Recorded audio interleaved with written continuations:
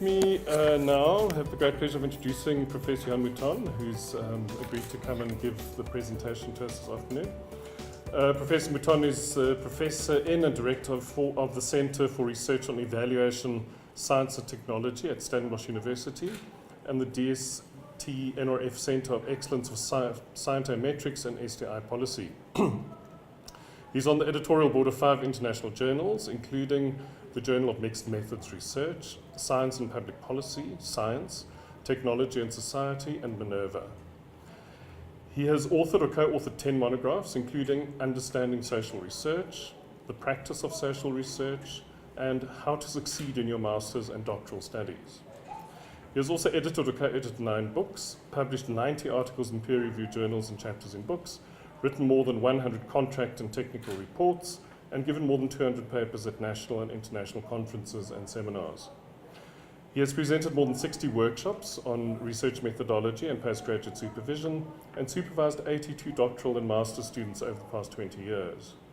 He has received 2 prizes from the Academy for Sciences and Arts in South Africa, including one for his contribution to the promotion of research methodology in South Africa.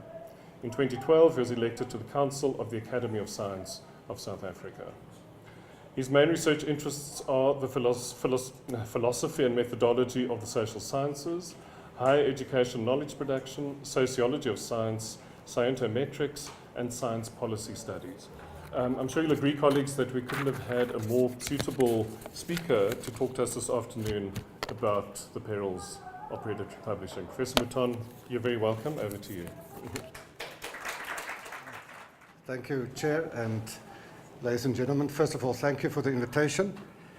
I must say I would love to take Professor Freshke with me, because with that voice, to be introduced by that voice, you can't go wrong from then onwards. So I should have put on my digital recorder. It's also a particular pleasure for me to come back to one of my alma maters. I was saying to Dale Toward that in 1977, I did my master's degree here in philosophy at the Den Rao. And if I'm not mistaken, in 1976 or 77 is the first time when the staff of the old Rao moved from the Braamfontein campus to this campus. So we were pioneers in this building, which leaked like crazy, because we were on the 7th floor of the B block philosophy. And when the rain started, the floors were flooded because they had forgotten to waterproof some parts of the roof, apparently. But I was also a young teacher in philosophy, lecturer, until 83, so it bring back nice memories. So I have prepared a talk on predatory publishing. I'll try and not go over about 35-40 minutes so that there's enough time for the panelists and for discussion.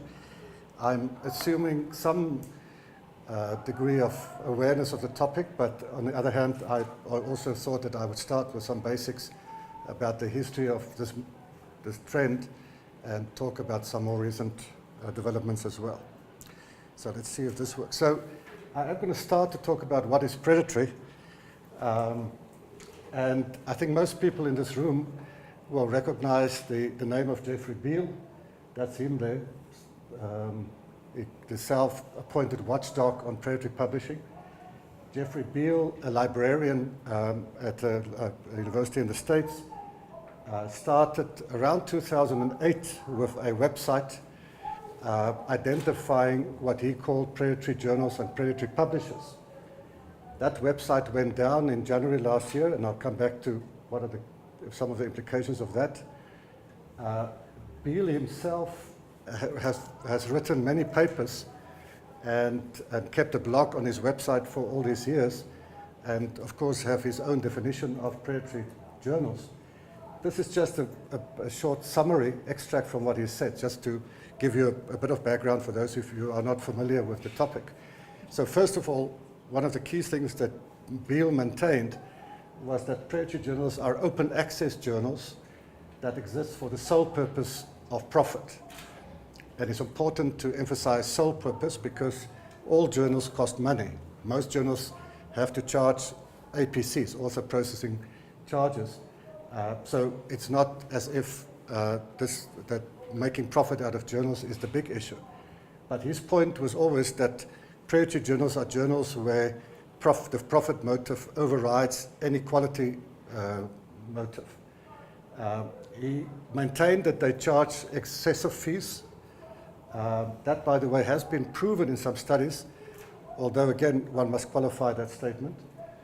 A third point that he highlighted in some of his early works was these journals typically solicit manuscripts from authors by spamming these researchers, and especially the Yahoo and Gmail accounts. And I'll come back to some of the other things. Now, in January last year, the 1st of January, suddenly his website went down. It was actually a quite interesting experience because many of us were following Beale on his website, and then suddenly Beale is gone. He went into a period of presumed hiding because he didn't surface for about 3 months, and then broke his silence in some papers after May. What Beale did is important to realize is that on his website he maintained two lists, a list of predatory journals, and at January there were about 1,200 titles, and as well as a list of predatory publishers.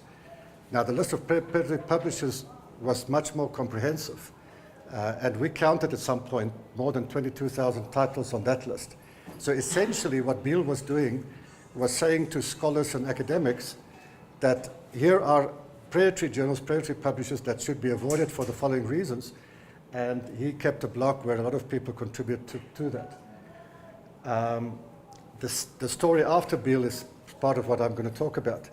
One thing which is important to realize is that the original lists that Beale had compiled up to January last year have been archived and still are available. So although his website went down, if you're interested, you can find any one of those lists still on other sites. Well, a few things now to bring us up to date. The past 5 years or so, also the past 2 or 3 years specifically, have seen a huge increase in interest in predatory publishing. I have a master's student who's doing her master's on this, and she showed me the other day she has more than 200 papers dated for the last 3 years just on predatory publishing. It has become a body of scholarship in its own right. When you look at these studies, there are a number of recurring themes. One is that there are a lot of people who criticize Beale on various grounds. One recurring theme again is that Beale pretty much showed a fairly straightforward bias against open access publishing. And a number of people blamed Beale for equating predatory, or at least blaming predatory publishing on the open access movement. And that has evoked, as you would imagine, a lot of criticism. A number of other studies have looked at the criteria that Beale has used for identifying predatory publisher. And I think it's fair to say that the recent scholarship has helped us, because there's no question that some of his criteria were not robust enough. And there are now a number of very good studies which, to my mind, help us along the way. There are also increasing studies that show the spread of predatory publishing in various countries. Initially, it was thought that predatory publishing and predatory publishers were targeting developing countries. That was one of the first claims that were made, especially Africa, Latin America, South America. But that's not the case anymore. You see now studies about predatory publishing in America, Canada, Belgium, etc., etc. And then also the spread of predatory publishing across different fields, whether it's medicine or it's social sciences or whatever the case might be. And then there are a number of studies which are aimed at assisting young scholars specifically, giving them kind of checklists and tools about how to identify predatory, or sometimes just referred to as fake journals. There are two studies that I particularly reference in my presentation, and I'm assuming that Ivy will circulate my presentation. By the way, you're welcome to do that. One is a paper by Eriksson and Helgerson, with the title, "Is the term predatory still useful?" That's an indication of one of these studies where people are now being much more critical about whether the term predatory is in fact something that should be maintained.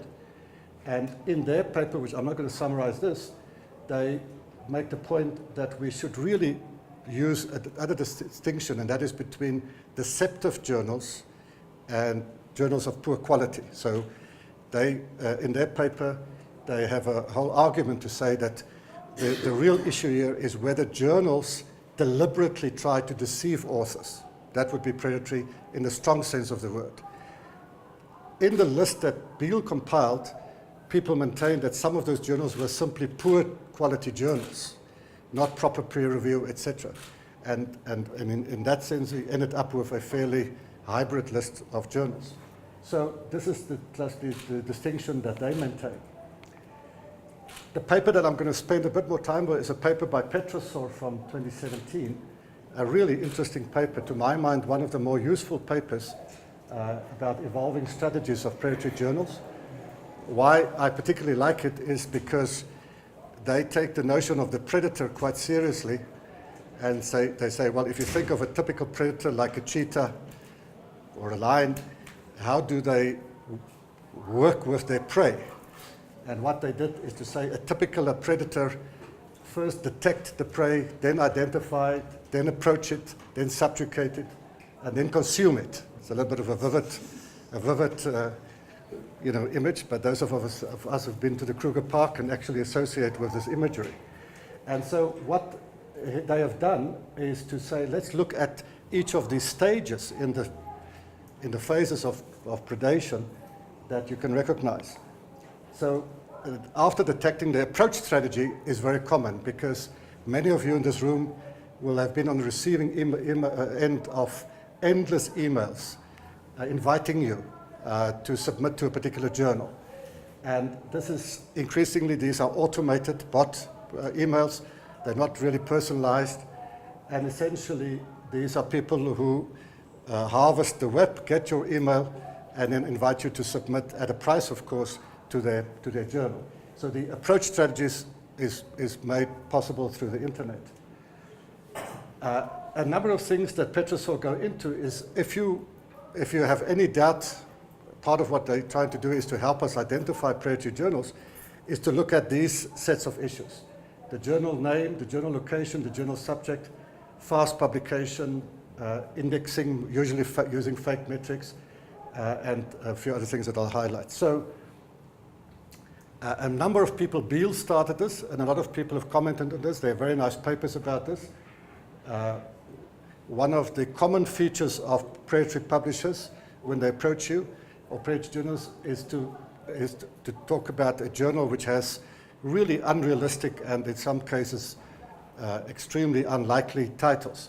Some of the more common words that you see this is the Global Journal of Engineering. In fact, my best favorite example is the Global World Scientific Journal. I'm not sure what you add by adding world to that.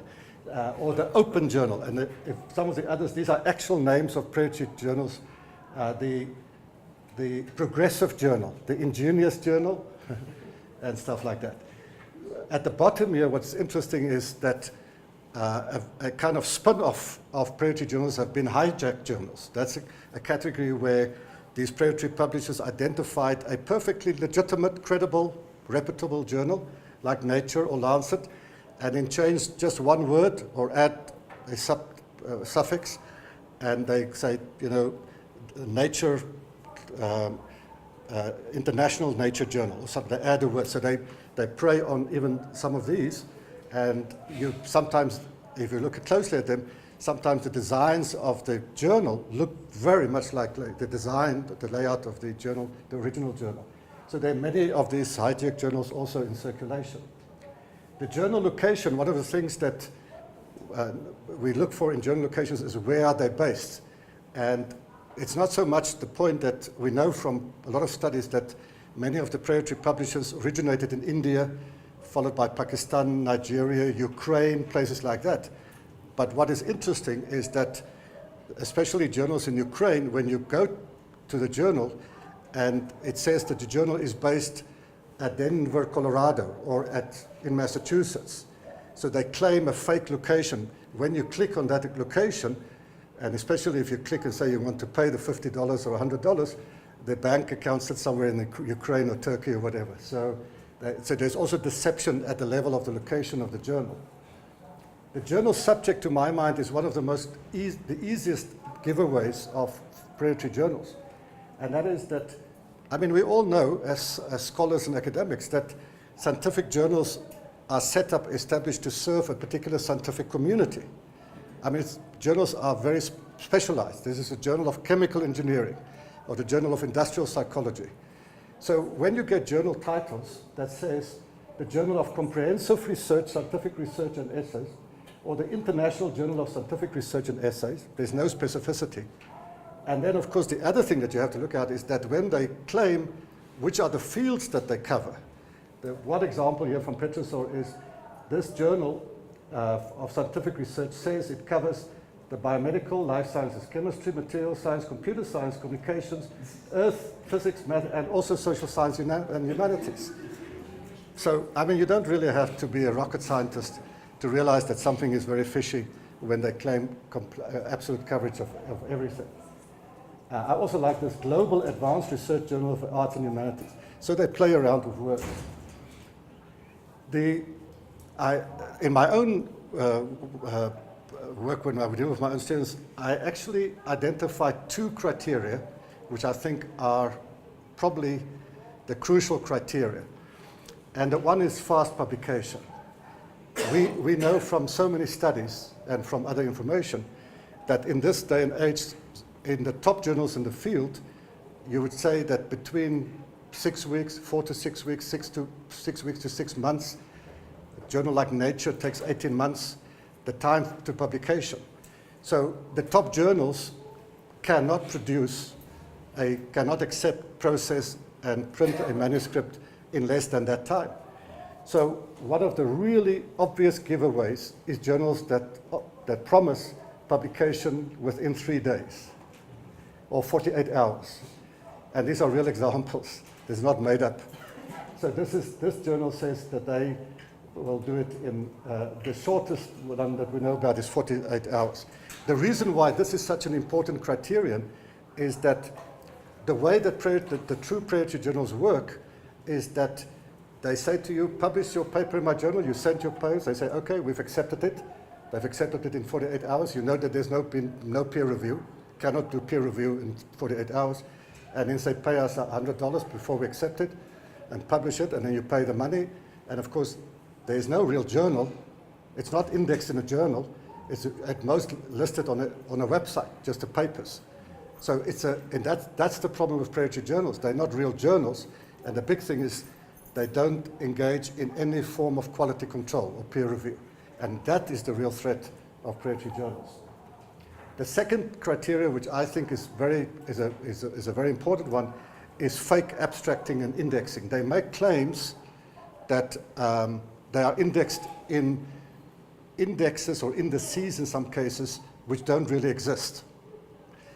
And then they report fake journal impact factors or fake metrics. I'll show you one example. This, by the way, is a summary from Preto that they refer to a thing called the Global Impact Factor, GIF. Let me tell you, there is no such thing. I mean, if you work in the field of bibliometrics, there are 2 standard impact factors, the one generated by Thomson Reuters Web of Science and the other one by Scopus. You have to index a journal in a citation database, these are the 2 biggest ones, to be able to calculate the journal impact factor. You must always remember that.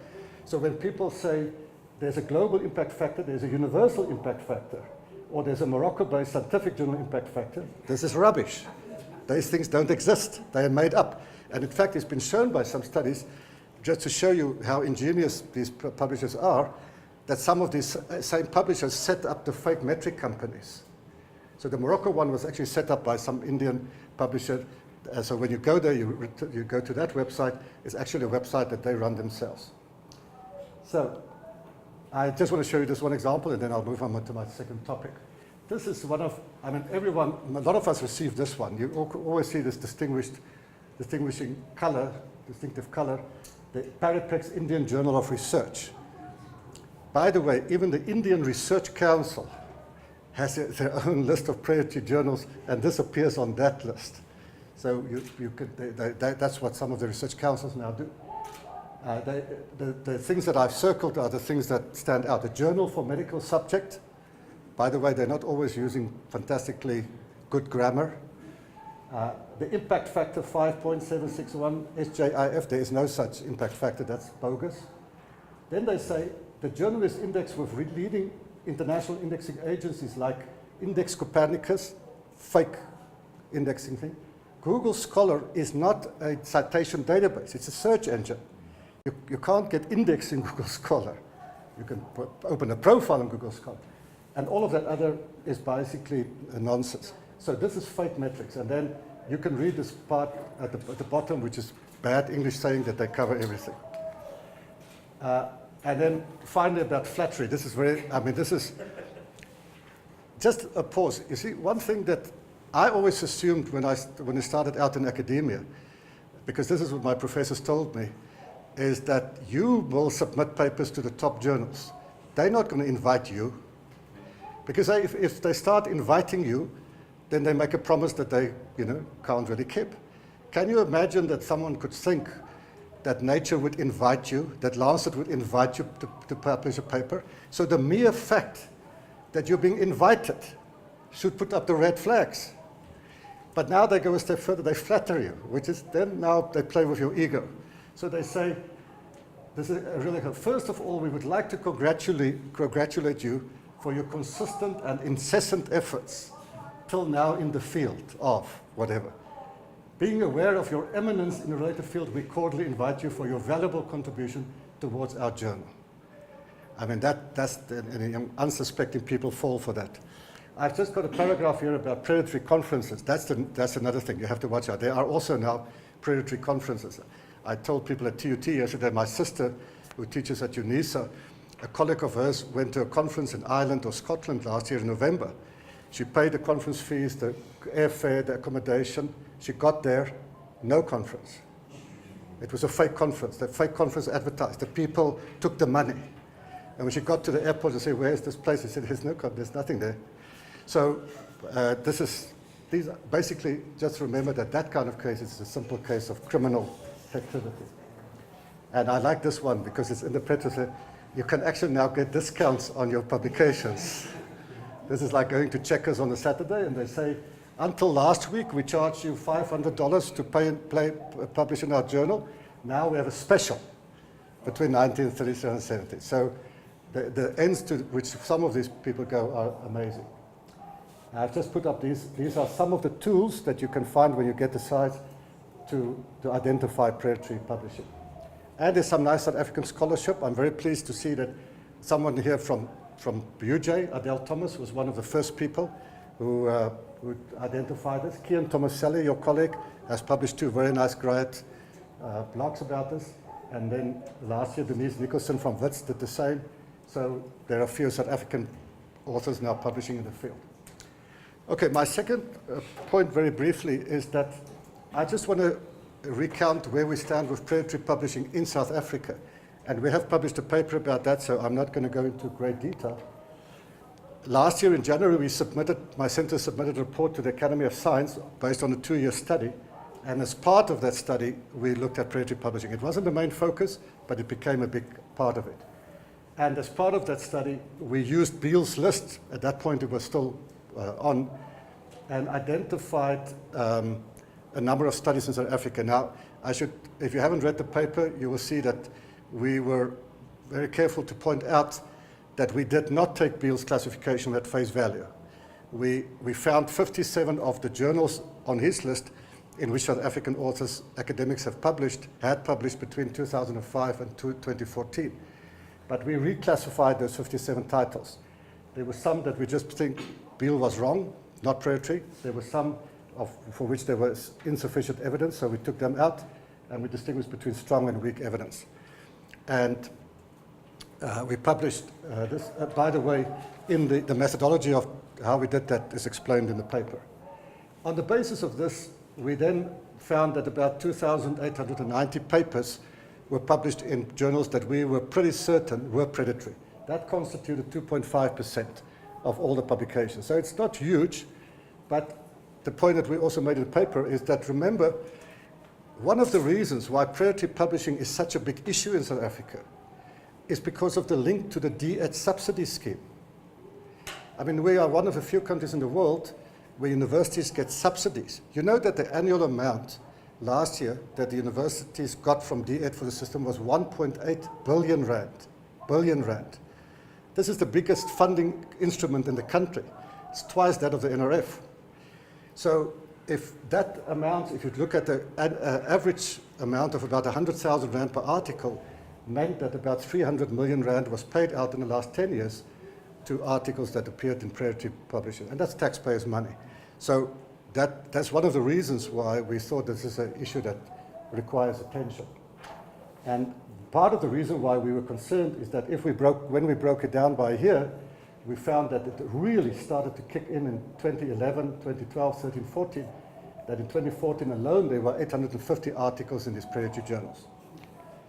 Now, I mean, let me just say, really very hot off the press, because on Thursday I presented to D8 our latest analyses, and I'm just going to show you 2 or 3 slides. What's happened since 2014? And so the short response is that there's been a real decline in the last 2 or 3 years of publishing in predatory journals. And you can see that already. This is just referring to 2016, when we identified, I think it was 777. What I'm showing you here, by the way, is a very interesting thing happened last year. Most of these journals that had been tagged as predatory were sitting on the IBSS list, the International Bibliography of the Social Sciences, the ProQuest list, not in Web of Science, not in Scopus. And so when we produced these data last year to the department, it says, these journals, you find the titles there, these are, people have continued to submit papers in these journals. They were all with IBS, ProQuest, IBS. D8 wrote a letter to ProQuest and said, they were on your list in 2016, but in your latest list for 2017, every one of these journals had been taken off. Why? And ProQuest said to D8, because we think they're predatory. So IBS actually, between 2016 and 2017, took them off. The problem is that this was the 2016 submissions. So the academics who submitted this were within their right to submit that, legally, you could say. That's the big problem now, the dilemma between legal and ethical issues. And I can tell you that for 2018 submissions, we found the number again, and much less now. It's about 200 or so. But here is the problem which we pointed out to D8. So if you look at something like that, banks and bank systems, corporate ownership, International Journal of Educational Sciences. International Journal of Educational Sciences was on IBSS, taken off. It doesn't appear on any other index now. So if people publish in that journal, doesn't matter whether you think it's predatory or not, the department can't give you subsidy for it. That's as simple as that. It's not on any list anymore. The same for the Journal of Social Sciences and the Journal of Human Ecology. But the first two, which according to Philip de Jager and his colleagues in management sciences are definitely predatory, were taken off IBSS, but now they appear in Scopus, because Scopus was added 2 years ago. So this is a real problem now, because, you know, again, if that journal moves from list to list, and these are lists that are recognized by the department in some sense is obligated to pay subsidy for it. Although, let me point out, in conversations with D8, they always maintain that there's a clause in the policy that says, yes, we will pay for publications on the accredited list unless we have other reasons to think that this is an unacceptable journal. They can, up to 2 years after the fact, take back the subsidy if they think that that journal was in any way questionable. So they may actually enforce that rule this year. All right, so that's the DS dilemma. My last 5 minutes, how did we get to this point? And the point that I'm talking about is this. This comes from an editorial last year from the Journal of Epidemiology. Rather than viewing predatory publishers as a disease in themselves, I suggest we should regard them instead as a symptom of malaise within the academic research establishment. And essentially, I agree with this. I think that there are at least 3 factors that have contributed to a situation where we see how come have people become forced to publish or decided to publish in predatory journals. And by the way, in our report to the D8, we are seeing now other forms of unethical publication practices, which I won't go into detail now. But predatory publishing is just one form of questionable publication behavior. For me, the most important ones are the first two. We have a culture of performance management, not just in South Africa, but across the academic world, that pervades our academic institutions. Linked to that is an incentive and reward system that very often lead to perverse and unintended consequences. I've actually come across a word that I didn't know existed. When I put this together previously, I tried to look for, is there a word that suggests a psychological disorder where people just count things all the time? True, I thought, because that was after my dean came to me and said, Johan, your crest is not producing enough papers. I said, well, what is your problem? Because we have huge impact. He says, no, count. So I came up, there is a word like that, arithmomania. Arithmomania, I have to read it here, is a mental disorder that may be seen as an expression of obsessive-compulsive disorder. Individuals suffering from this disorder have a strong need to count their actions or objects in their surroundings. You know? Of course, when I sent this to the dean, he wasn't impressed either. But the truth of the matter is that that's what's happening. We are counting everything. Volume and quantity is more important than quality. And it's so pervasive in our system, I speak to some people at every South African university which I engage with.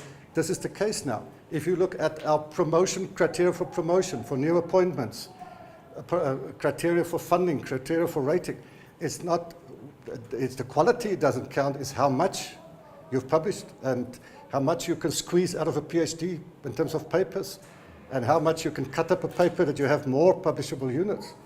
So, and I just want to share with you one empirical result. Last year we did a study for USAF on emerging scholars, and we asked them, how important are the following aspects of research, especially in the context of promotion at your university? More than 3,000 young academics in this country responded to the survey. You have to read it from the bottom up. 70%, well, you have to look at the blue and the green, because that's very important, is green and blue is important. 90% said the most important criteria, publications in journals that are indexed in the Web of Science. Most important criteria for promotion. Secondly, supervising delivering PhD graduates, supervising delivering master graduates, publications in journals with impact factors. Forget about teaching. The least important is community engagement, stakeholder engagement, for promotion. That's their perception. So they work in an engagement, in a culture where counting PhD graduates and counting publications, they realize they have to play that game, otherwise they don't get promoted. So that is not something that is just prevalent in South Africa. There's a very nice paper, which I'm not going to look at now, but by Edwards and Roy, which I can recommend. It's called Academic Research in the 21st Century, Maintaining Scientific Integrity in a Climate of Perverse Incentives and Hyper-Competition. So, my final slide, what to do. To my mind, predatory publishing is one of many questionable practices. There's increasing evidence of plagiarism, of self-plagiarism, of people submitting the same conference proceeding also as a journal article and claiming money for it. And we showed in our ASAF report, there are a number of journals where the editors on the editorial board publish disproportionate numbers of papers in their own journal. These are all examples, to my mind, of questionable practices. So, I mean, we have to, and it is being addressed. Some of these things are being addressed. We see that there's a great awareness now, at least in this country, at many universities. Many university websites, research offices have put notices on this. The NRF made a statement last year against predatory publishing because it was starting to affect ratings. But we have to improve the quality control and the surveillance, in the good sense of the word, that we must root out these unethical practices. And there should, at some point, be some sanctions and penalties for those who continuously and intentionally violate the rules of ethics and integrity in scholarship. Thank you very much.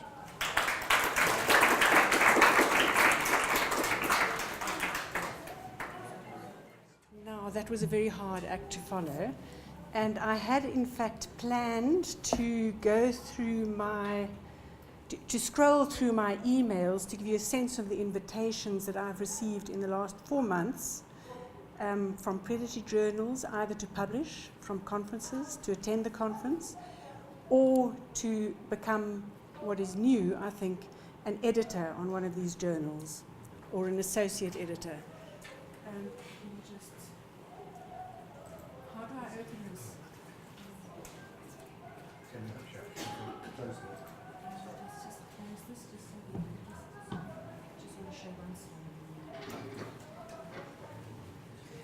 But I've changed my mind. I'm not going to do that because it was going to be a bit too complicated to set it up here. So I'll be more of a discussant for the paper that we heard. Highly comprehensive. Predatory.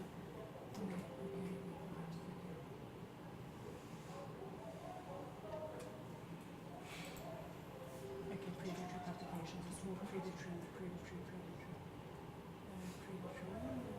Predatory journals, etc.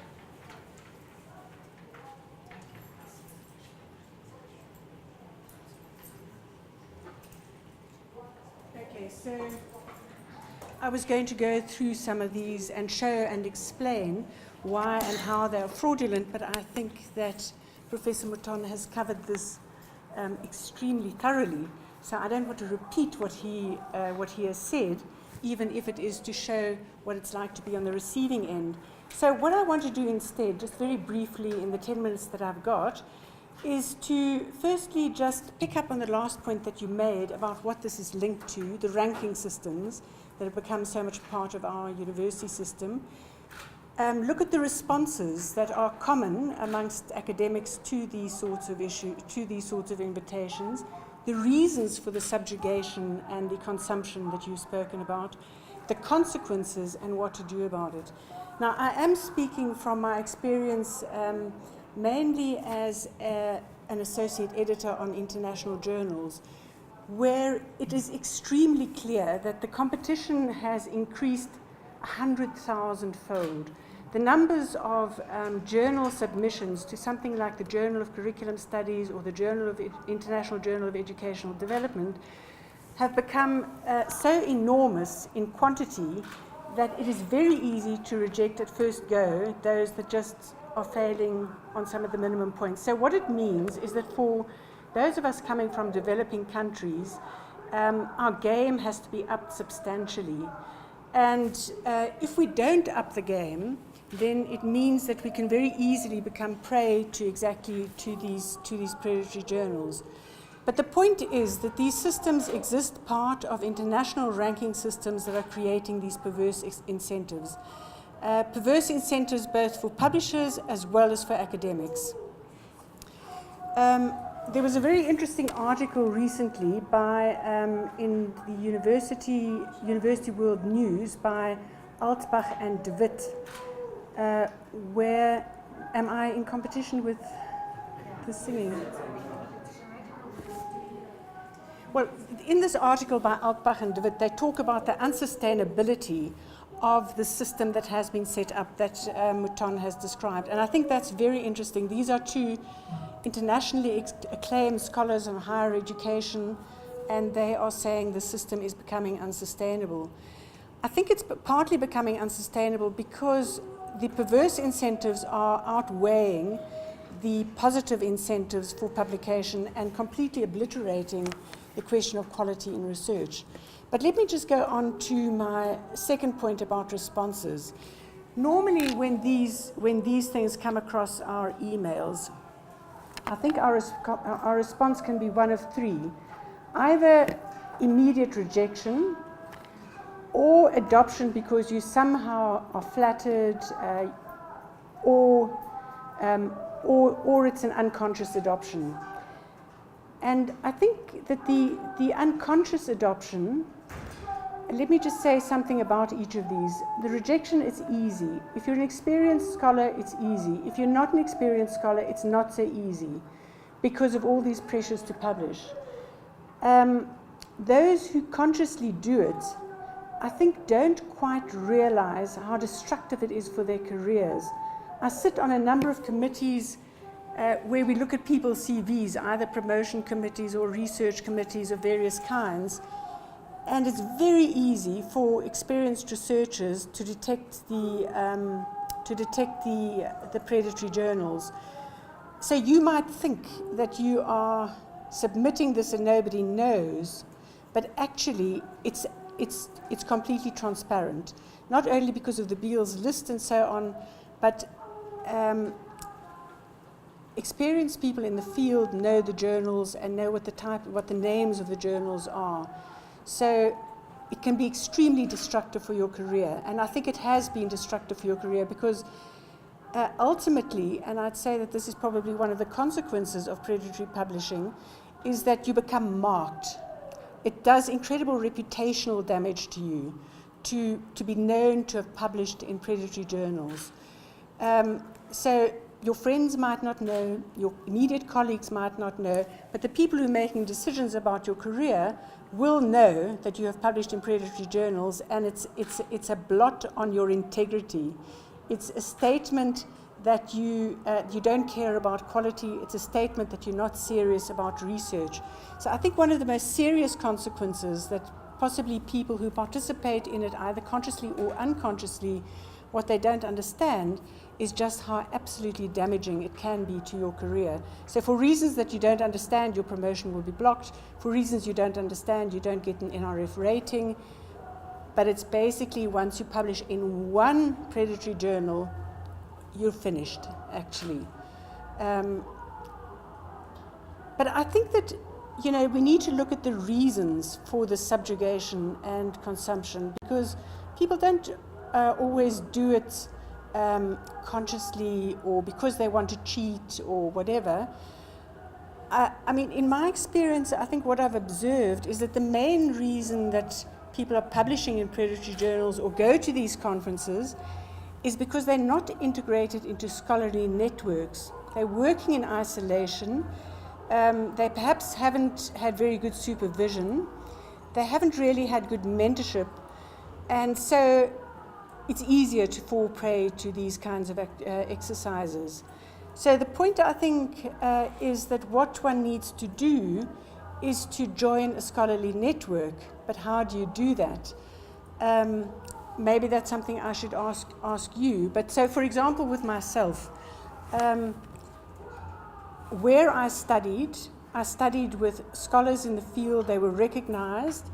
And the journals that they published in, sort of became known. You knew what the journals were that were the reputable journals and the journals that you published in. But that was only because I was part of a community of scholars who were working around the same sorts of issues. I went to similar conferences, and so I got to know the field. And my sense is that most of these scholars who are publishing in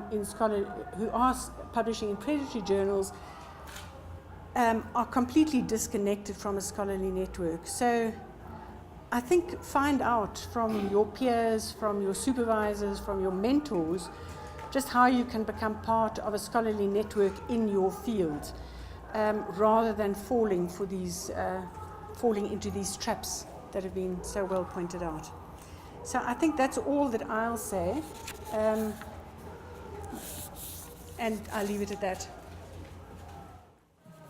No, thank you very much. I must apologize. I did not think that the biographies would have been read out here. Otherwise, I could have condensed it to one or two lines.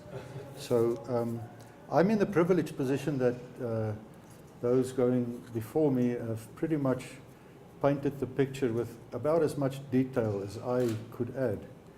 And so at the risk of repeating things, I jotted down a few notes about this. I think it's now a multi-million-dollar enterprise worldwide of predatory publishing. And I suppose there are some people making lots of money out of it.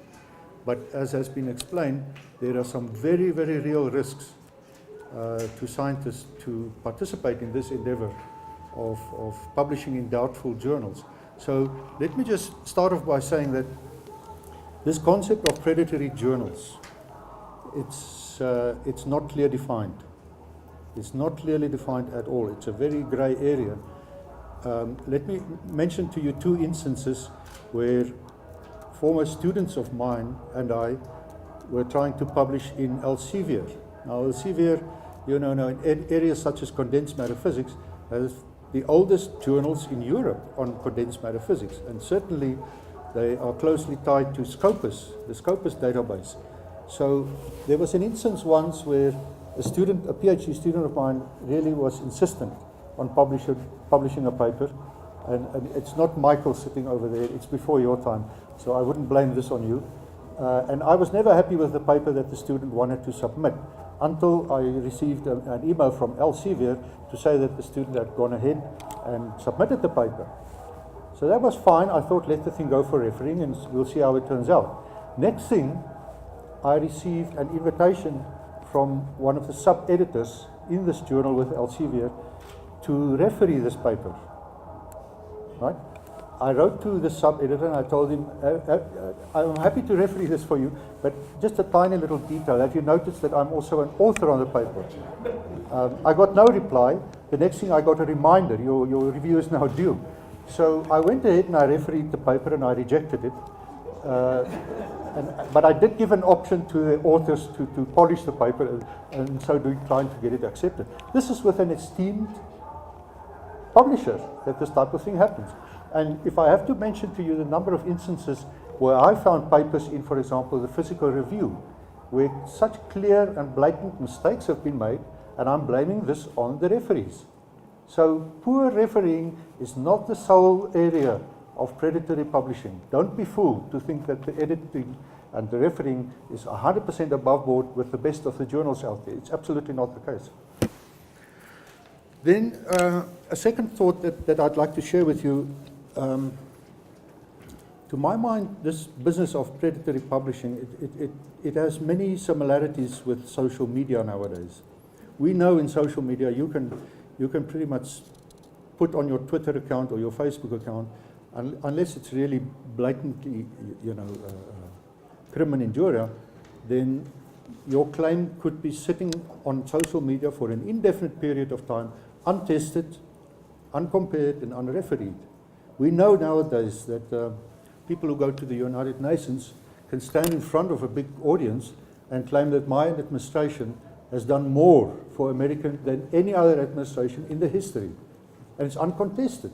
Nobody contested it, right? It's out there, it's in the public.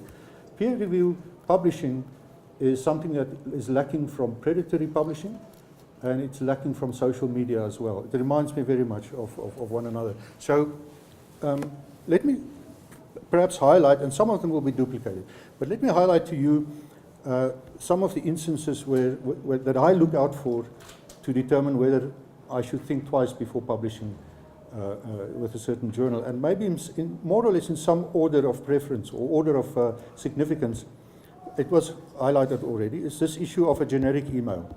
If I receive a Gmail account from somebody inviting me as in his or her capacity as an editor, I just refuse. There is no such thing as a reputable publisher without their own web address and own domain, right?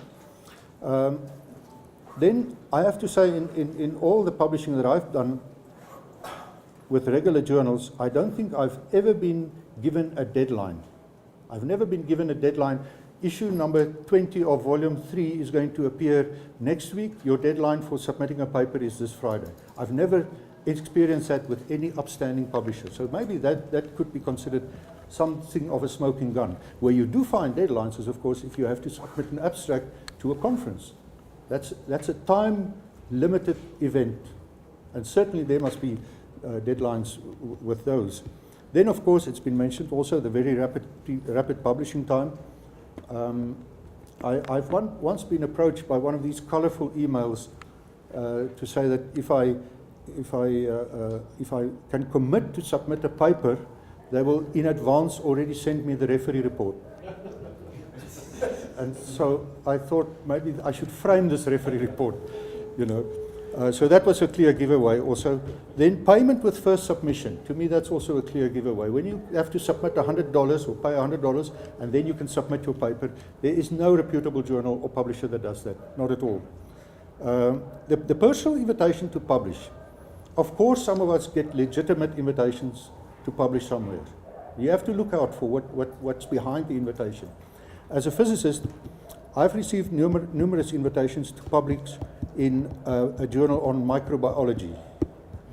So I must say I was tempted to try and put something together using AI technology nowadays, but in the end I thought I could spend my time better. Another case that I thought was a smoking gun, there was a physical business address at the bottom of one of those colorful email invitations, and I Googled the address. So this was a journal claiming to be located in London, whereas this Gmail or this address, once I Googled it, was a sheriff's office somewhere in a small town in Iowa in the United States. So it's a fictitious address, right? Things to look out for. The ISI and the Scopus list, to me, are the gold standard. If a journal or a publisher is not on the ISI list, I immediately tell myself I need to go and think twice before publishing there. Now, of course, there are conferences such as the South African Institute of Physics, who is not aligned with any of the publishing houses as such, but they do apply for accreditation every year, and they seem to be successful. So it's also not a dead giveaway, that if it's not on the ISI, Thomson Reuters, or not on Scopus, it's that it is a predatory publisher. So how to try and detect them? Read paper content. Find a paper that's been published with this journal or this publisher, and see if the paper makes any sense to you. Right? To me, these very wide, multidiscipline, journal on science, technology, engineering, and management kind of thing. Journals are compiled and written and archived for specialists in the field. Why would a specialist in engineering want to go and read a journal that speaks equally to the science, if you will, of management? There's no such thing. So those are clear giveaways. Now, in Faculty of Science, and I know it's being practiced in other faculties as well, we have purposefully looked at where an individual publishes once promotion is up or once there is an interview to make a new appointment. And the very first thing that I usually like to go through is to see where did the individual publish. A number of papers is fine. Good impact factor is also fine. But if there should be 1 or 2 or 3 mishaps in the publication list where this is clearly, let's say, a publisher of ill repute, then it very definitely counts against the promotion or it counts against the appointment of an individual. So in some point in your career, those papers are going to count against you. And my recommendation is remove them from your CV. Don't pad your CV with as I said to someone the other day, the worst thing you can do is to publish your irreproducible results that you've plagiarized in a predatory journal. Stay away from that. So one way to give credence to predatory publishing is to go and submit your papers there. Refrain from doing so and ask colleagues, ask people in the research office. They know very well how to look out for predatory publishing. But there's another way in which you can give credence to poor publishing houses or poor journals, and that is to cite their work. Absolutely do not do it. Don't find a journal somewhere out there that agrees with your point of view. It's in a predatory journal or a predatory publisher, and then cite them. You are giving status to that journal by citing the work from them. That's more or less, I think, what I have to say about predatory publishing. So I think the bottom line is, when in doubt, don't. When in doubt, don't. But we are under pressure, as has been mentioned. It's nowadays all about the numbers and the volume instead of the quality. And we at UJ, I'm unhappy to admit that at UJ we have not yet found a way how to incentivize high impact factor publishing. We talk about an A list of journals. This originates from Australia, and Australia has already done away, to my knowledge, has already done away with that A list of journals. So we are still finding ways of filtering high impact factor from, let's say, average or mediocre journals out there, And until such time as we have found ways to incentivize quality as opposed to quantity, I think this thing of predatory publishing is going to be with us. Thank you very much.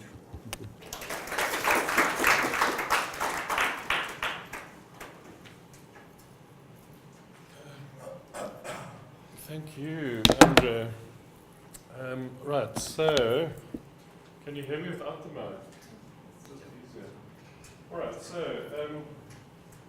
that gives me the happy task of commenting on all of these and just picking up on a few things that have emerged. So firstly, this notion of the approach strategies. Is there anyone in this room who has not ever received one of these emails? Or is also, who has received them? Is there anyone in this room who has ever received one of those and has thought twice about, oh, this is interesting? Anyone?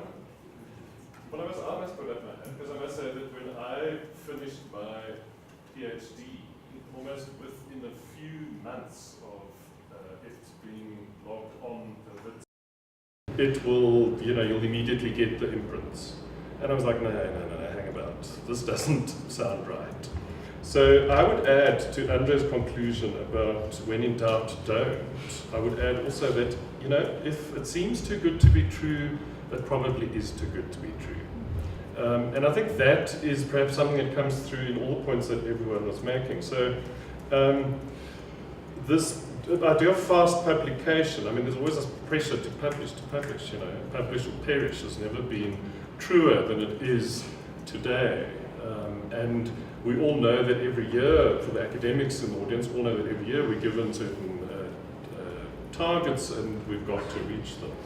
Dale's nodding vigorously as the person who has to record all of those things. And so, so the pressure is on, and we all know that it takes time. I mean, certainly in my field, it can take up to 3 years to get something through the system, through some of the journals. So from submitting it to having it peer reviewed, to getting it to edited, actually it appearing in press, can take up to 3 years. So in my faculty, when we're busy reporting on the research outputs, I don't allow people to do what I call double dipping. So to say, well, I've submitted it, it's been accepted, so you're going to give me the credit. And I say, well, then you're not going to grade the credit when it actually appears in print a year or two down the line. You see what I mean? So we are very, in a sense, we're so target driven. So when these people are offering a quick turnaround time, it's a very big flag comes up. And I know that this is different for different fields. In the sciences, and I imagine in some of the technical fields, it probably is quicker than the kind of 3 years that could be typical in my field. So this notion that it is a symptom of a malaise within the academic research establishment is something that all the speakers picked up on. And unfortunately, it is true. It has to do with this kind of publish or perish environment, which is linked now to something even more insidious, which is, of course, oh, did I say that out loud on camera? The global ranking systems, where research output is one of the most important factors. But again, it comes down to the quality of the research output, which I think often gets lost in that debate. So Andre makes a very good point when he says that really it is about impact and not, and in fact all the speakers said that more about impact really is what it should be about, rather than about quantity. Now, when you're a young researcher starting out, it's sometimes difficult to make that call, because the drive is to get the publications out, you want them on your CV. And sometimes it's almost that pressure to get the numbers over the quantity might, in fact, influence you to make the wrong kinds of choices. But I just want to pick up on that score, and a point that Linda made, is that these things are destructive for your career. They will follow you around forevermore, for at least for as long as you keep them on your CV. They're not doing you any favors. I can give you a number of examples where I have had to serve on selection committees, on other kinds of boards. So a recent example, I was asked to be part of a selection committee for a university in Sweden. I had to look at a whole bunch of CVs. And you look at these CVs, and again, it's something, when you're an experienced researcher, there's something about a title of a journal that just kind of makes your antenna start wobbling. And then you start researching this, and you go to the website, and you find, well, either the website no longer exists, or the website directs you somewhere else, or you end up with one of these very colorful, weird pages promising all kinds of things. And this was the experience that I had with this one candidate, and what that does is it immediately, to my mind, disqualifies that person. You're not going to recommend someone who has predatory publications when they're applying for a senior position in a university. Another candidate in the same group, I looked at the publications, and my eye was caught by the footnote at the bottom of the title page, which said, submitted for publication on, say, the 6th of April, accepted for publication on the 9th of April, and published on the 15th of April. It's not possible, in no universe is it possible that that had been through a rigorous peer review process. So we come back to the point that Andrea was making, that it all rises and falls on peer review. The generation of knowledge is not the generation for knowledge into a kind of a vacuum. It's the generation of knowledge to actually advance the academic project, to make people, smart people, every bit as smart as you are, to think slightly differently about things. And they're not going to be doing that or being given the opportunity to do that if you're simply sending your work into this black hole of a predatory publication. So, I really do agree very strongly with Linda that she says the perception when you see these kinds of things is that people don't take the research seriously. It might not be true. I mean, you might be very serious. You might be acting with the best of intentions. But if you're not submitting yourself to a proper peer review process, the perception to people who are sitting on those committees are going to be that you're not taking this seriously. In fact, it's a bit insulting. So I think that's probably one of the important takeaways here. And again, I can give you other examples. Sitting on the NRF panel and an application comes in, and again, you see these funny journals that make your antenna start wobbling. So you dutifully do the work, and again, you find out that these are predatory. And as members of the review committee, we don't make the decisions. We simply are filtering the information that we're getting from the reviewers. But nonetheless, it is something that we have to alert. We have to signal that this applicant is publishing in predatory spaces. I think, and I must say that that's diminished a lot. So when I first started working on the NRF panel to now, I think we've seen a massive decline. So I think the message is getting out there from institutions, and I think the institutional research officers, I think, are much more mindful of this and are acting as the first filter. But I've been, previously I was on panels where a lot of that stuff was coming through, and the point is that it does, and it does mark it, is destructive for your career, as Linda put it. So the point also then about being integrated into scholarly networks is probably the best advice that one could take away from it. Because how do you know, as a young researcher just starting out in your career, how do you know who's in the field? How do you know what the right kind of spaces are, especially in this environment of kind of rapid turnover where we're constantly being bombarded by new information and by new kinds of companies and startups and whatnot, and new journals, legitimate journals. How do you know? And I think, again, the best thing is about being within a community, a scholarly community. Find the networks that are appropriate to your field, find the societies, the learned societies that are appropriate to your field, join them, go to their conferences. It's a major and important investment in your career as an academic. But then let it also be said that there's that kind of grey area, which the speakers also picked up on, of journals that are not necessarily predatory, but are problematic. And these are the kinds of journals where the editorial board all publishes in the journal all the time, but they still go through the whole review process, etc., and other kinds of things. And again, I suppose one just has to look out for those because, and I suppose, I don't know what this is, because it does fall into a kind of a grey zone. It's not necessarily unethical. It's not necessarily inappropriate, but there's a kind of academic snobbery, I suppose, that comes into play here. Is that, what happens then is that the journal starts being seen as a bit of an in-group, and that it's not really serving that mission of advancing new knowledge. It's simply just talking to itself or to the people in the room who are all saying the same thing. So I suppose that's also kind of a choice, again, just in terms of when we're talking about predatory publishing, we just need to be mindful of that other, sort of just underneath that, then one step down, are the various other kinds of dubious practices of publishing. And then just in conclusion, I would say that this is not an issue that's going to get any easier or going to go away anytime soon.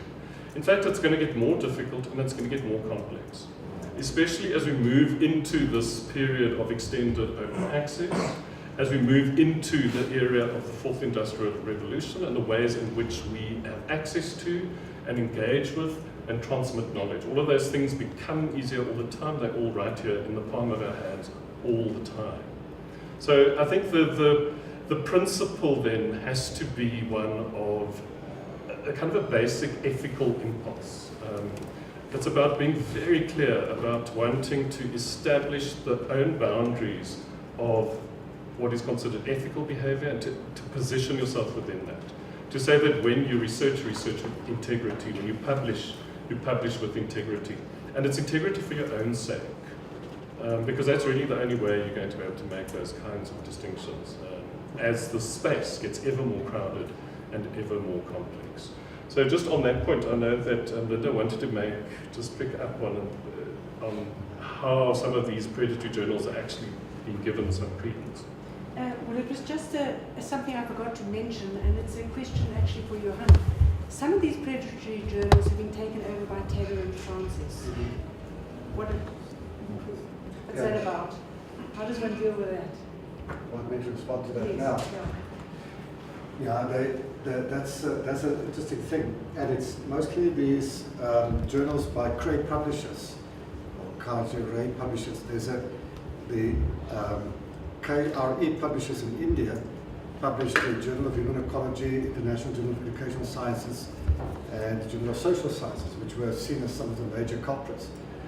And I actually saw in this paper by Denise Nicholson, she quotes Taylor and Francis. So Taylor and Francis bought over the rights of these journals. And there's actually a statement by Taylor and Francis where they say that they now vouch for the credibility of the journals. They have upgraded, they have checked the peer review, they've brought them up to the same standard as the rest of their journals and so on. So, I mean, my response to that is twofold. One is, I would never disallow the possibility that some journals could improve their peer review practices. I think we can't be that cynical to think that journals can't do this. And even on the Taylor and Francis, if you go to the Journal of Human Ecology, it says Taylor and Francis and then also the logo of Cray Publishers. So it's been incorporated amongst Taylor and Francis. I have other problems with Taylor and Francis, which I won't go into now. But the point is that, so on the one hand, after we publish our paper, there's a publisher called Virtus Press in Ukraine who also sent me an email and said, I've put down their titles and they have revisited the criteria and they've upgraded it and they can give evidence for it. So the one hand is that I actually think that's fine. That means that the criticism that has been aired against those publishers have started to work and they've improved that. I still think that that's the huge minority that does that. In those particular cases, by the way, unfortunately for those three journals, they are not appearing in the IBSS list anymore, and there's still now a bit of a stigma attached to them. So it might be that if they maintained on Scopus, the department gives a subsidy. That's the point that I made, that why this is a particularly complex issue that is not going to go away is that this link between an issue about possibly, fake journal linked to a subsidy, that's the big thing, because there are very few countries in the world where there's a monetary reward for publishing per se, and that is one thing. My other comment is to say that I think that I am actually at this point becoming more concerned about other forms of unethical behavior. I think predatory publishing, what's happening is that it will continue. In South Africa, ironically, the de-ed system might allow people to encourage them, discourage them to publish because they won't get money for it. In other countries, they would continue publishing and putting on their CVs with all those negative consequences. But I think if our surveillance, in a certain sense, is tightened, then soon people will not get money for publishing in predatory publishing. Then we have to worry that they continue to publish with all these other consequences.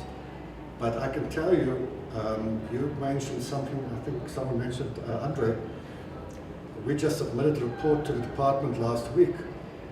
We found more than 1,000 duplicate submissions between 2016 and 2017 from South African universities, where people had submitted a claim for a publication in 2016 and submitted that same article, the exact same title, exact journal, a year later, also for subsidy. Now, some of my colleagues say this is where the open access system is now being difficult, because this point that you made where people say it's been accepted, it even gets a DOI number, but it hasn't really appeared yet, it's a preprint version. Then they submit it for subsidy, 100,000 Rand. Then a year later, the article has actually appeared, now they claim for it again. And I was actually encouraged by Chief Manikizela, who's the head of it. His response to that was because I said the department must under no circumstances pay out the subsidy for one of the two. He says, no, we shouldn't pay out for any of the two. He says, because, you cannot tell me. See, this is the difference between predatory publishing. A lot of people have said to me over the last 2 years, I did not know it was a predatory journal. And I believe them. I don't think that all of this is intentional. But you cannot know that you've claimed for a journal twice, for a paper. That's nonsense. And that's deliberate fraudulent practice. And that means, in this particular case, we're talking about 50 million rands worth of subsidy that would be paid out to duplicate submissions. So this, that's why the bigger issue for me is this issue about what is driving all of this. I mean, this publish or perish kind of culture. Why is it that our young scholars and scientists and even established scholars, it's not just young scholars, a lot of established scholars are trying to get to squeeze everything out of the system. And that, to my mind, is, I agree with what you said at the end, it might just come down to an issue of personal integrity. People at some point have to live with their conscience that they keep on pushing the system or transgressing, violating these basic rules of scholarship. You don't plagiarize your own papers. There are many examples of this. It is just, so for me, there's a bigger issue. Predatory publishing is just a symptom of a bigger problem in our system, and not just as in Africa, but worldwide. Great, thank you. So we have about half an hour. If we can take some questions and comments. Open to all the speakers. Anyone? Yes.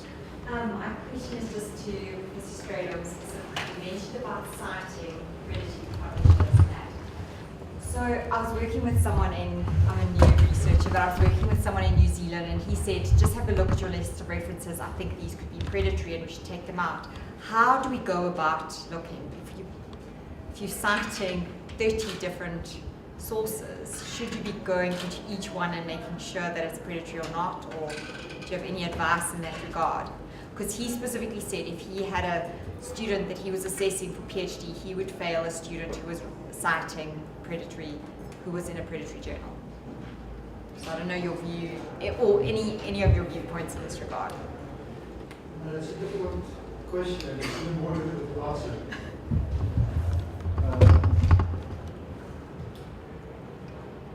I mean, if you boil the question down to how do you know if this journal is predatory or not? Is that the question? No, so it's more so obviously I'm doing certain sources, I go look at a good article, what they referencing, but sometimes you end up, you go to Google Scholar, have I missed something similar has been done to what I'm doing. And on Google Scholar, you're just putting a journal and you don't know. Like, you don't know the details of the editorial board if you just put in a paper, citing the paper. So I'm saying my list of references, how can I be sure that I'm not citing predatory paper? And is it a big deal if I'm citing? Obviously I don't want to give them credit, but is it a big deal? Yeah, I mean, there's a good point that you read the article. For me, that would perhaps be the first indication. I mean, on occasion, I find that work is getting cited without the author having read the paper. It's just nice to cite it. Everybody else does so. It's a standard reference work. But the first question is, have you actually read the paper? Were you able to tell from what you read in the paper that this is legitimate? You see? But it doesn't stop there. It doesn't stop there. We've had a case recently, and I'm not going to mention any names, but we had a case recently where there was allegations of plagiarism. Now, if you wanted to go and search for a certain piece of work on the internet and see whether it's been done or not, whether you really are the first person to come up with this expression or interpretation or analysis of results or whatever it might be, you are, I think, exclusively being limited to what has appeared in text somewhere. And we had a case of alleged plagiarism recently where neither the supervisor nor the subcommittee nor any of the external examiners were able to identify that there is plagiarism in the thesis. And in the end, it took a bit of work from my side to find that the source of the plagiarism sits on the internet as a JPEG document. And search engines do not look for text in a JPEG document because it's not text, it's a picture, right?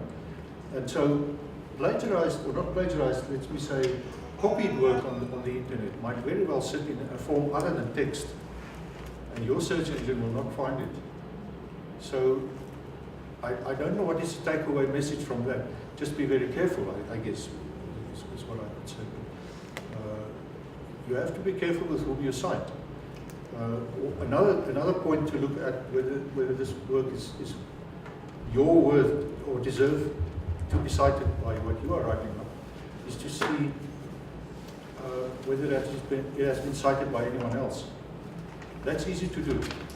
That's relatively easy to do, to find an author or a journal or a title and go on ISI and see whether this work has ever been cited by anybody else. Now that's difficult if it's been published last year, okay, because there's a certain half-life, and important works, unless you're in the high energy physics or in the astrophysics region where papers within a few months can get cited 1,000 times. If I think of the Higgs boson discovery paper, that had a citation rate within a month of thousands and thousands.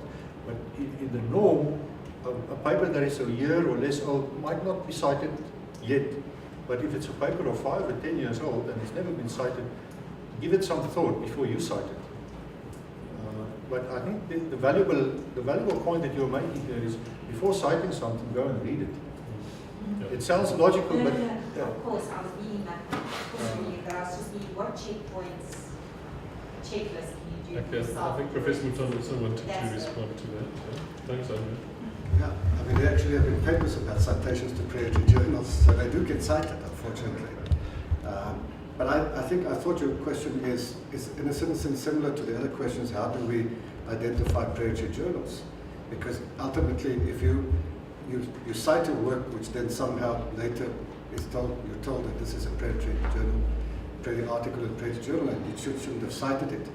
I think that, I mean, Andre gave one piece of good advice already. The journals that are listed in Thomson Reuters Web of Science and Elsevier Scopus are, I mean, I know of about 2 cases in the last 10 years where a predatory journal was incorrectly indexed by one of these 2 citation databases. The one was the infamous Mediterranean Journal of Social Sciences, which appeared in the Web of Science, and the other one is the African Journal of Business Management in Scopus. For the rest, Scopus indexes about 22,000 journals, and Thomson Reuters 20,000. So all that you need to do is to go to that list. Dale, by the way, the research office has a list of journals in those 2 indexes. And that would be my first thing. Just check the name again. If that journal appears in the Web of Science or Scopus, then you can be 99% certain it's a legitimate journal. If you're then still not sure, go to that one website that I put up fake journals list and see if the name appears there. If it's a fake journal, it will appear there. I just want to mention one other thing, because yesterday at TUT I gave a talk of predatory publishing. The day after tomorrow at Potts, so I should start just doing papers on predatory publishing. And I got asked the first question ever in this, and this is someone said to me, well, I've published in a predatory journal, it now is in my CV, how can I undo it? Can I take that paper and submit it to a legitimate journal? And that was interesting. So I said, yes, I think you can, but then you have to follow a process that we would follow with retractions. So, because this has been discussed, but not extensively so. So if you discover after the fact, because that happens a lot now, I said, oh, I published it in this journal and I didn't realize at the time, but after that, now it's on my CV, it's not going to look good for my career. The first step I would do is to write to the journal and say, I retract my paper, I withdraw my paper. Because scientists do that for other reasons when they discover their errors and mistakes. And there's nothing that prevents you from doing that. And you can sell them, I'm retracting because I believe that you're not a true journal.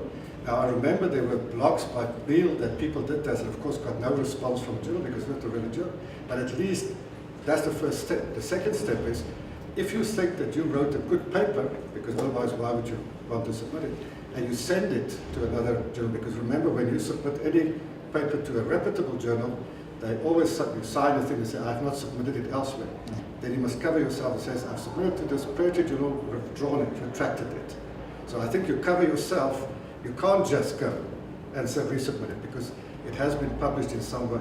But I think because of the scale of this, because a lot of people are saying to me, well, I've published good articles and it now sits somewhere at that predatory publisher, predatory journal, and I don't want it there. And you can withdraw it, and then you can decide whether you want to make some changes or submit it elsewhere and get it properly peer reviewed or so. I don't think that's problematic. But that's just the extent. There are numerous cases, by the way, of people who build their CVs around predatory publishing who were in some way stigmatized, penalized for promotions. And you really have to look at your CV and your list of publications that you don't participate in that. So the problem with that, that given the nature of predatory publishers, is that clearly they feel no responsibility. So the likelihood of them removing that paper from wherever it is huge. So the problem is that in an internet search it might come up. Once you published it somewhere else, it might still come up under that label. So that's a problem. Once it's out there, it's out there. Wow. So I suppose the advice is rather don't put it in the first place. But it's interesting that actually to see that one might want to retract. Any other comments or questions? Can we take a few, or shall we take 3 and then 4 and then see how we are for time? Because I see in fact we're supposed to be having our refreshments at 1:45, and we'd had to keep you from your refreshments. So let's take 1, 2, 3, 4. I just want to ask, how do you see the role of the librarian in all these predatory journals? Because so far I didn't hear anything about how we support. And for many years since the open access initiative started, we've been asked by researchers and postgraduate students actually to identify journals for publications. And it's also, we have many researchers asking us to check for accreditation. So how do you see us in this process? Because I always wonder, how do the masters and PhD identify the journals they publish? And I always, those that don't ask, I assume, okay, they maybe follow up whatever their supervisor where it's publishing. So what is the advice? And because we work actually, we also have for the accredited journals, we promote, we show the students how to find the researchers, but how do you feel about Okay, that? great. Thanks for that question. So I'll take a few questions and come back to them, and we can decide who wants to tackle which one. Thanks, yeah. My name is Chris. I'm from the Faculty of Health Sciences. I chair the Research Ethics Committee. I'd be interested just in hearing your views on how far you think the university or even a faculty should go in dealing with this problem. So I think at the moment our position is fairly passive. We do our best to get the message out about what this is, and we say it's like coaching your teenager on drugs. Just don't do it. But if you think of other forms of scientific misconduct, plagiarism, falsification, fabrication, we take a much more positive approach to that. So we've heard a few things from the other colleagues about it's dealt with in promotions committees, interviews, etc. To the best of my knowledge, we don't have any policy about this in writing. I don't think we do. I might be corrected on that, but so yeah, I'd just like to hear your views on how much of a positive stance we should take on saying this is a real problem.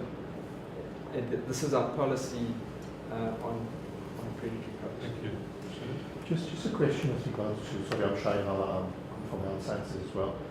With regards to the pressures, you know, I just reviewed application of an NRF, and of the 42 publications listed, on every publication is the supervisor's name. So there's the play again, that the supervisor wants to appear in the publications because of the monetary potentially gain that comes in. So, you know, it speaks to, unfortunately, once there is this monetary, and you're saying, should the system be looked at? It's bringing out the worst of what academics or academia stands for. So Johan, the question then really around how do we mitigate that pressure and the unintended consequences? Because it's wider. I mean, if you're setting a role, if you're a role model to your student, and you insist that you must be a co-author, even if you haven't contributed much to that paper. Okay, thank you. Okay, thank you very much. Here, each year, the Department of Higher Education and Training, DHET, listed out the accredited journals. So, does it mean, or can we say journals which are not in the DHET list are predatory journals? Can we say? No. Because there are good, or there are quite journals which are not in the list. But here in UK, for example, I'm a postdoc here, so we are required to publish articles within that list. But if it is out of that list, it is not acceptable. So. Right.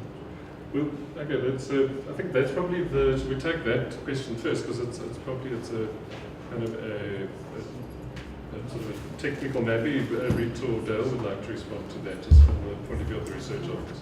Because look, I mean, the first point is that no, just because it's not on the DHET list doesn't mean it's predatory.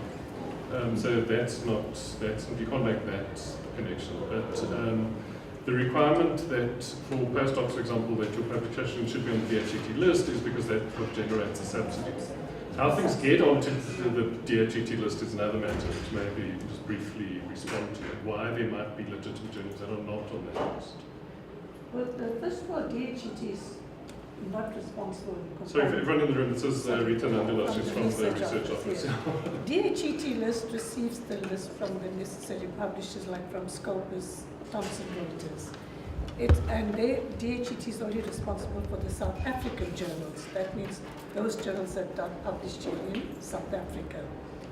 So if there's a predatory journal, it's up to us to notify DHET, and then they notify those publishers, but they do not have control over it. But DHET has a control over the national list. However, this is for subsidy purpose. So this is why we have to follow that list.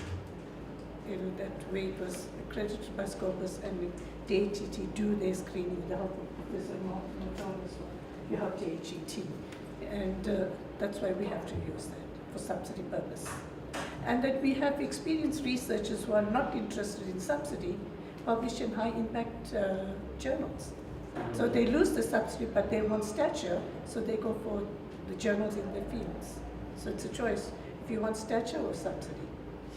Well, sometimes they can be the same thing. I mean, sometimes it's stature. Do you want to respond to that as well? Yeah, I might try to add it as well. Okay. Yeah, look, I mean, the problem is, there's one slide that I showed that, unfortunately, as you said, that the department since 2015 recognizes 6 lists, well, the one that they control, but CLO, Norwegian list, they are actually minuscule. But Scopus, Web of Science, and IBSS, the IBSS list was introduced to really give the social science humanities broader coverage for subsidy purposes. And the unfortunate issue is that every single one, with one exception that I know of the predatory journals appeared on the list of the IBSS in 2015, 2016. So The point is that people who submitted for subsidy did it because it appeared on a list that was recognized by the department. But those journals then turned out to be predatory because of other investigations. And now one slide that I want to show you is the problem is that some of those have now been taken off, some of those titles from IBSS, but they suddenly now appear on the Scopus list. So you can't, unfortunately, say that if it appears on one of the accredited lists, that it automatically is not predatory. There's still a question mark. But the other side of this, which I said to the other lady here, is that for 99%, you are safe if you take the Web of Science and Scopus as your starting point, your point of departure.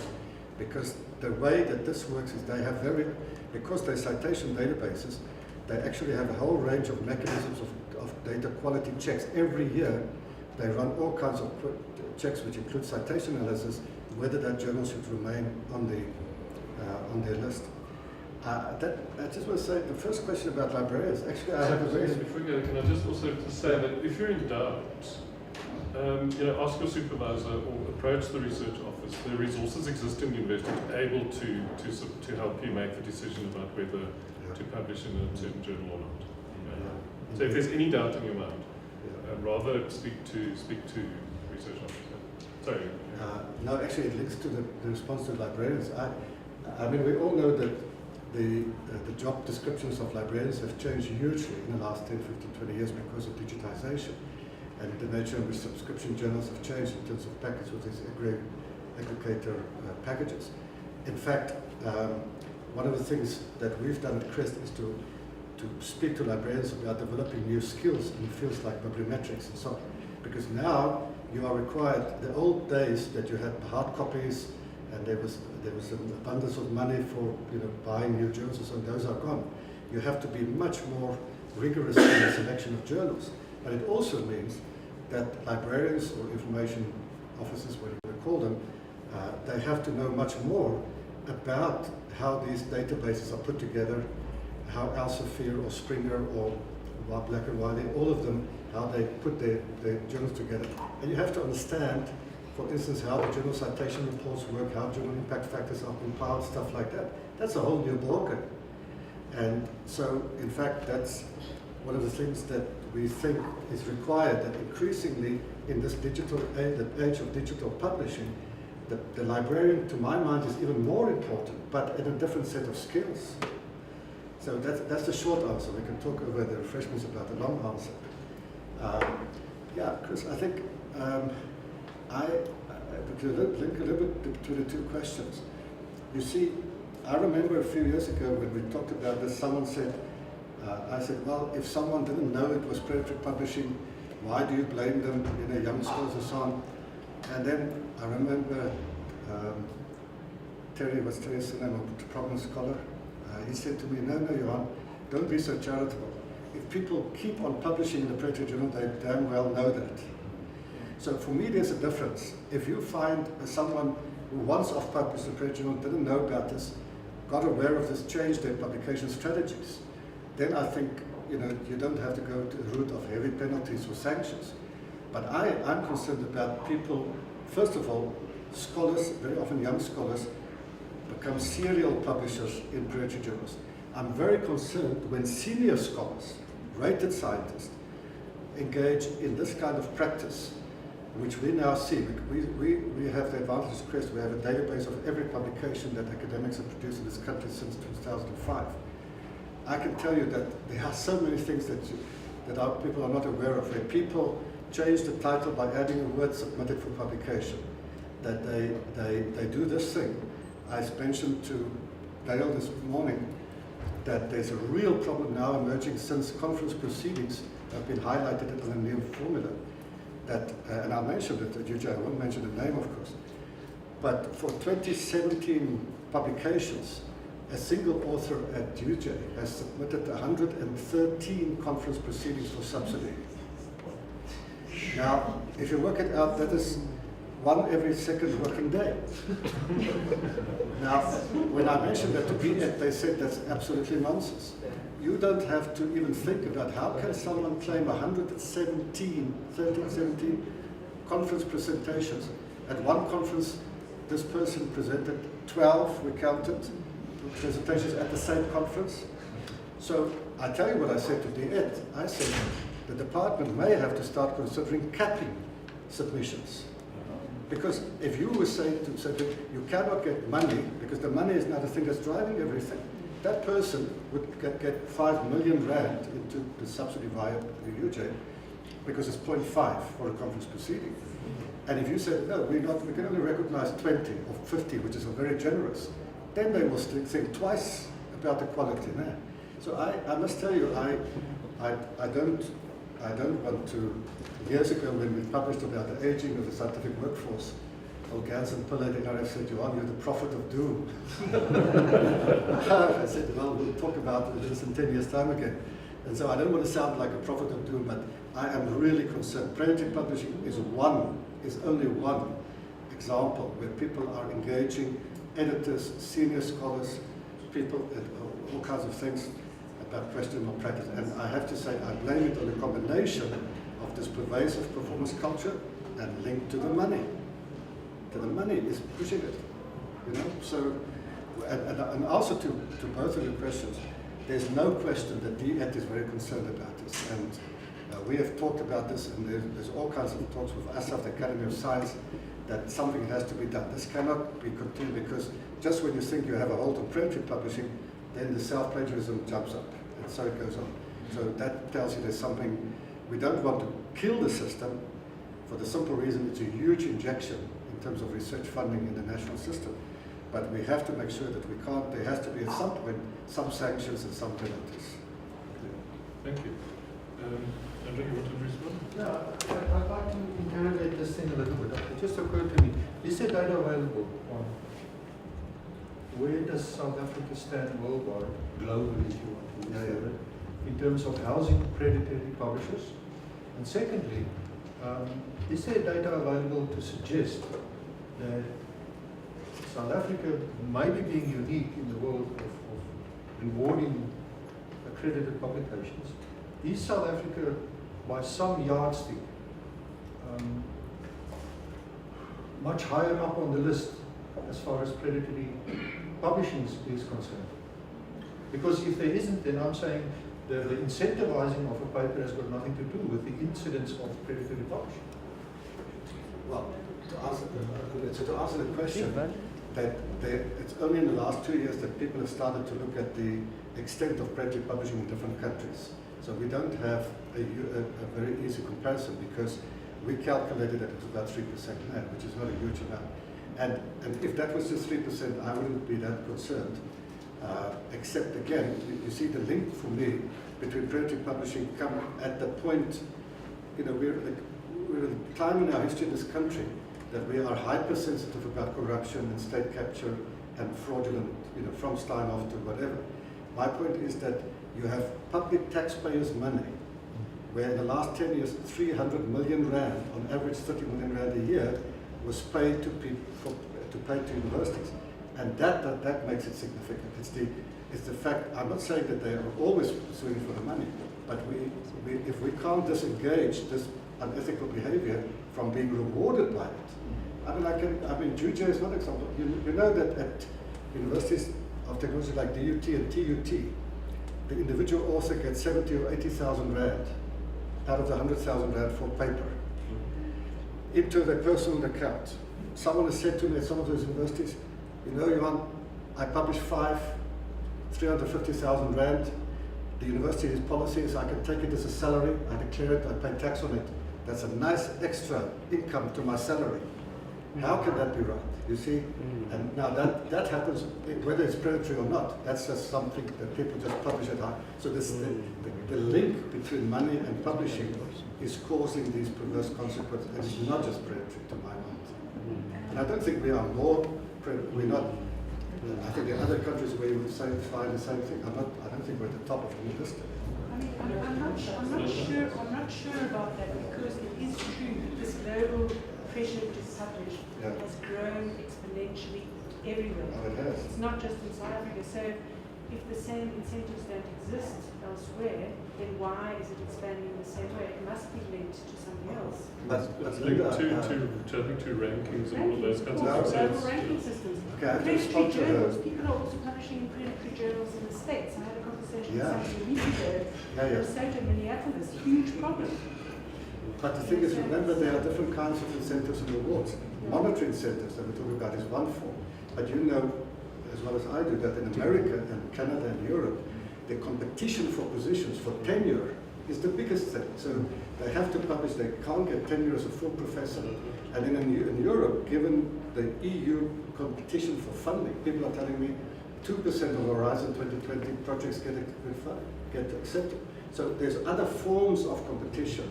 And I agree with you that it's not, publisher pays is all over the place. And it's linked to promotion and to whatever.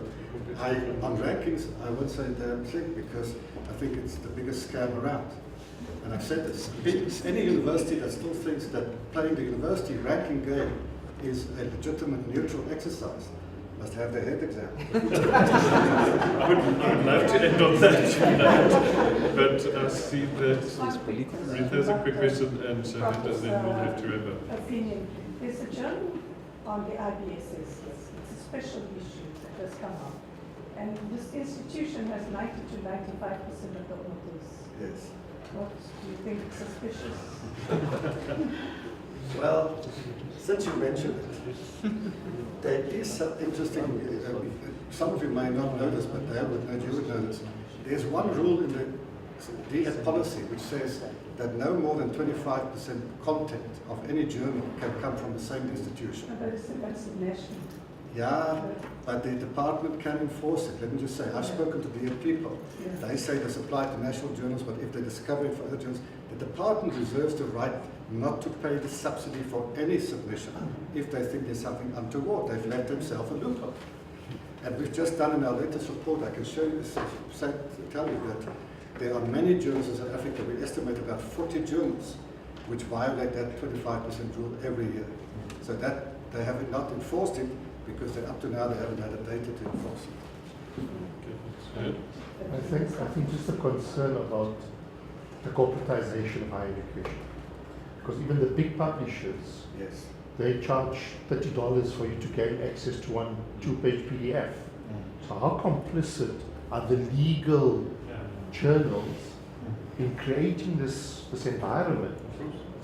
So it's something that, that's not so much a question but rather a comment. Good. Well, on that comment, and this is a pressing question from the floor for any of the panelists. So on that comment, thank you very much to Avi and the colleagues for organising this.